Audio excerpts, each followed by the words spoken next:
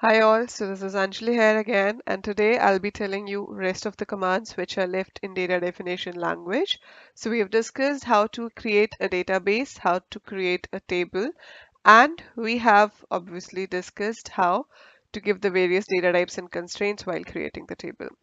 Okay, I have created a table now and I'm sorted with the basic table definition, but later on I realize that I have to add some other column, or the column which I inserted is not enough, or the data type is not suitable. I want to change it. So for that purpose, we have alter table command. So alter table command is used to modify the structure of an existing table. I already have a table and I want to perform any of these three tasks. That is, I want to add a new column, I want to change the data type of an existing column, or I want to delete a column altogether from the table. So these all three tasks can be done with the help of alter table command. So how do we write it? We write alter table, name of the table. Then we give any of these three options, that's add, modify, or drop, name of the column which has to be added, and we have to specify the data type. So I'll show you the examples of all three things. How do we use them? So this is my SQL screen where I have this table person, which we just created in the last lecture. So initially we have these four columns when we created the table. As you can see, create table person. So we created this table, and the attributes we initially have are name, age, gender, and occupation. So later on, I realized I should have date of birth column in the table as well. So to add that column, I'll be writing this command alter table person add DOB, and the data type of that should be date. I have given the attribute name as DOB, but you can give whatever you feel like. So DOB is for date of birth and then the data type is date. So query OK means it's added successfully. I describe the table again and you can see the column is added over here. Another thing is if you want to modify the data type of an existing column, like in this, name is given as varchar 30, but later on I realize that name can be a bit longer and it should be made to 40. So I need to modify the data type of the existing column. For that, I'll be using modifier. So for that, we'll be writing this command, alter table person modify name of the attribute and the new data type. That's varchar 40 in this case. If I describe the table again, you can see the changes over here in the data type section. So this is how we can modify the data type of an existing column.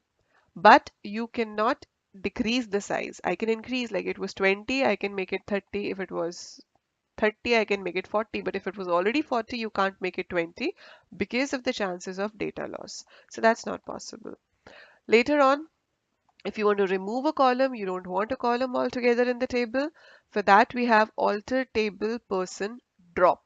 So drop is used to remove a column from the table. We write drop, name of the column. Data type is not required at the time of deleting a column. So we just write this and the particular column is removed from the table. As we describe again, and you can see occupation column is not there anymore. So that's how we use alter table command. Other than this, the DDL commands include a command called show tables. Show tables command is used to show the list of existing tables in the current database. So when I write show tables here, it shows me only one table person because in this database we just have made one table. Now I don't want that table also. So if I don't want that table, I'll write drop table, name of the table, that's person, and this command will delete the table from the memory altogether. No data, no table structure, nothing will be there. And this command cannot be cancelled. You cannot undo this command. Then I write show tables again, and now it's showing empty set. That means the table is removed from the database. As we have show tables command, we have show databases command as well, which shows the list of all existing databases in your PC. So that's how we can show the tables list or the database list depending upon our requirement.